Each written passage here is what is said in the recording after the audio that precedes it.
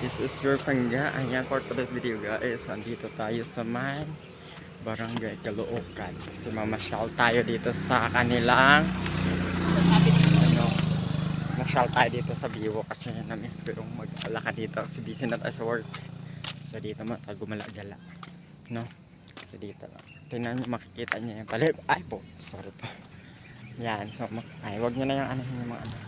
So makikita nyo yung palibot dito sa lawa ng Taal. So ayan yung Tagaytay dito banda.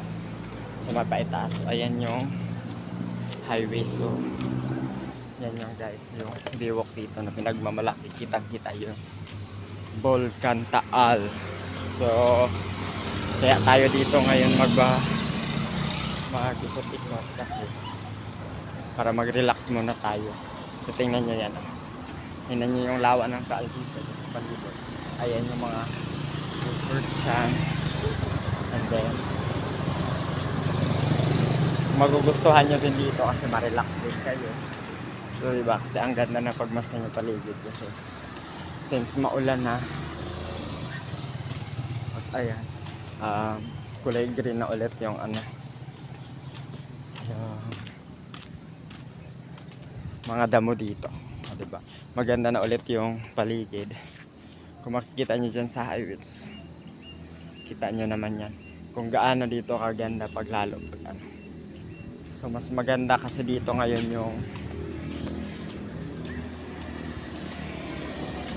so ayan oh, nililinis na ulit nila to kasi parang gagamitin ulit yata nila. So makikita nyo yan kasi dati na yung ano, nasyalan. Dati na itong na-develop na to dati. So parang binago nila ulit to. So babaguhin nila yung mga ano. Hindi ko alam kung pwede tayo dito pumasok, no. Kasi ayun, nilinis na ulit nila. Tapos nilagyan na ulit nila ng mga puan dito. Kasi dito, mostly dito mga Panggais, meron ditong mga bilihan ng mga ano dati, mga tinapay. So ayan yung mga ano dyan, purpose to, mga kung kakain kayo, kung mamasyal kayo, tama yung ano nila. So nakapadlock siya ngayon kasi ano siya, nilinis siya nung nakaraan. Ayan yung kung makikita nyo, andito tayo sa Ayla Boko. So ayan yung ano, highlights kasi dito mga Pangga is yung vulkan kasi nasa background yung vulkan. So kitang kita yung malaki talaga yung ano. Kung makikita nyo yan yun, pag nagpicture kayo dyan sa logo na yan, ayan yung Volcan Taal. Makikita nyo diba? Oh, welcome. So mobile dyan, hindi pala. So wala tayong magawa dito kasi nakapadlock yung ano kasi pinaganda na ulit nila to. Maganda na ulit nila yung ano dito kasi dati ano lang siya, napabayaan na kasi gawa ng pagputok ng vulkan kaya medyo nabawal yung ano dito sa pagpunta, kaya medyo yung tingnan mo naayos nila yung mga food court dito. Ito yung mga pwede ka dito magkape-kape, pwede din dito. So ito yung mga tindahan dati nila kabila. Ito yung mga food stall dito. So meron ditong kape, mga burger, so mga french fries. So mostly yung mga Pinoy ano snacks, no. So dito lang yan siya. So parang ano, ako mag-isa ako ngayon dito kasi wala tayong ano ngayon, no. So busy sa work kaya ngayon tayo kapag vlog dito mga Pangga. Oh, kung makikita nyo yan. Oh, makikita nyo yung Volcan Taal. Yan, ikot-ikot konti. So ayan, dyan papunta doon sa amin sa bayan. So pumunta lang talaga tayo dito para sumakay para mag-vlog, no. Kasi ayan yung kung makikita nyo yung Pangga. Kung makikita nyo yun, may mga kubo dito sa baba. Ayan, kung makikita nyo yung mga kubo dyan sa baba. So ayan, pwede siya mga dine-in yung mga ano dyan, pamilya. So kakain sila dyan sa loob. So ayan yung mga stall, yung mga bahay kubo dun sa baba. Asan ba makikita? Ayan yung mga bahay kubo dyan sa baba Pangga. So, makikita nyo yung lahat. Ayan, tingnan nyo kung gaano kaganda yun. Kalmado yung panahon, maganda yung panahon ngayon. So medyo makulimlim dito kasi alam nyo maulan. Support to this video mga Pangga. And then kasi pagka minsan nyo lang naman to maranasan yung gantong ano dito. So i-enjoy nyo na yung mga pagkakataon nyo dito. So pagkataon nyo mag-relax minsan kasi medyo na bored na tayo sa buhay. Ayan lang yung kabulukan. Tawag dito. Ito yung Valid Birin Biwok pala. Ito pala ay nasa sako pa sa Barangay Buko. So kaya Buko yung nakalagay dito. Oh. Nakalagay dito is Barangay Buko Pangga kasi nasa Buko pa siya. So pag nakasapit ka na doon sa kabila, is sa Caloocan tayo bumaba kanina. So bawal dito mag-stop over sa mga ano. So alam nyo na yun. Kasi pakurba yung daan. So alanganin siya kung dito tayo magpa-stop ng ano ng. So kita nyo naman yan kung gaano ganda yan. O diba? Mas maganda pa yan sa buhay ng iba. Tsari. Di pala. So ayan.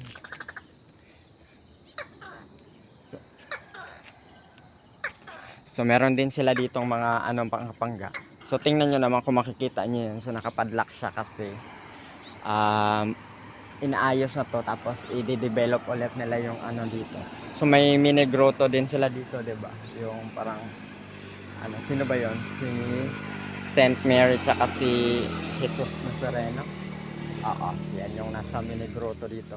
So pero din dito mga boat tour and land tour. So ano, yung mga pwede sumakay dyan sa mga bangka, siguro papunta doon sa ano, no? Mostly hindi na talaga siya doon sa Volcano Island, guys. Yung kung makikita nyo, yun yung Volcano Island, yung mga ano na yan. So itong malaki na to is hindi talaga yung vulkan. Iyan lang yung highlights dyan.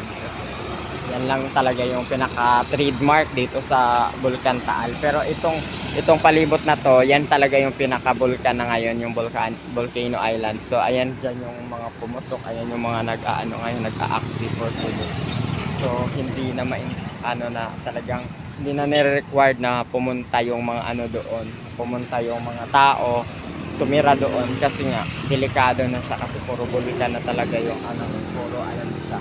So nagbubuga pa rin siya ng mga smog or patuloy pa din yung pagiging aktibo ng Taal sa ngayon. So siguro magre-rent lang sila ng boat dito. So dyan lang paikot dyan. So ito kung nakikita nyo yan mga pangga, yung mga ano na yan, yung mga fish cage na yan. So medyo ano na din, contaminated na din yung lawa ng Taal ngayon. No? So mostly ano naman siya, maganda pa rin kaso nga medyo ano na siya, diba? Yung hindi na ano yung tubig kasi andyan na yung halos punong-puno na yung mga ano cage ng mga ano dyan, mga fish cage. So hindi na siya ganun ka ano.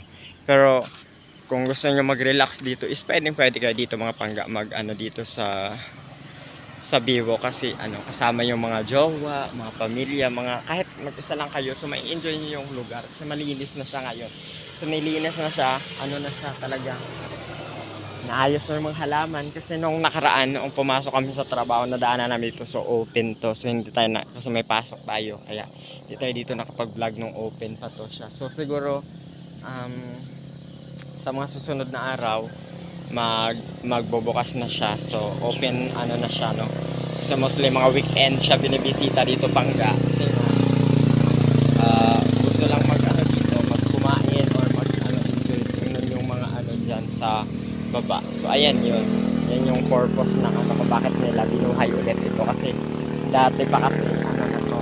Pero sinara nga gawa ng nasira din ng vulkan and then yung diba yung basta-basta laging nag-smog, so hindi inaalaw yung mga turista o pumupunta dito kasi hindi siya ano gawa ng smog din for safety na din doon sa mga pumupunta dito, no? So may mga babala din naman dito mga pangga na kapag talaga pumunta ka dito dapat yung mga ano diba yung like mga hindi masyadong mainit yung panahon kasi pagka ganun kasi ano talagang yung singaw at yung smog pag nagsabay is matinding yung ano. Kaya dito lang muna tayo sa labas ngayon. So mga susunod na araw abangan yung ating vlog, no? Kasi pupunta na tayo dyan sa loob kasi sarado pa sa ngayon mga pangga.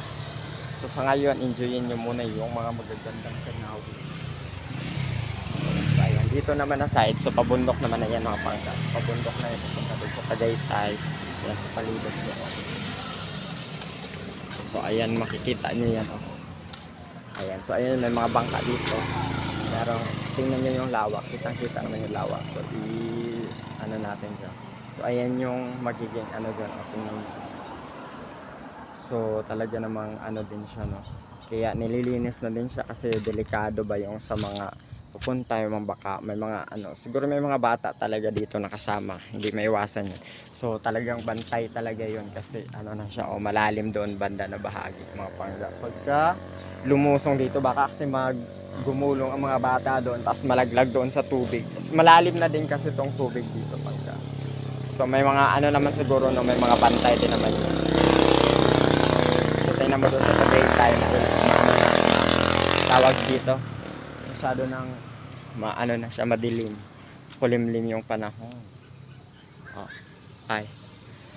So madami din ditong mga ano dito. Mga yan makikita mo diyan sa baba. Ayan yung parang ano nila, yung mga yung mga tambayan, no? Itong nakita niyo yung kulay green na bubong sa tambayan, mga pangga na mga pumupunta dito or ito namang mga ano, basta talagang perfect siya na ano talaga as in.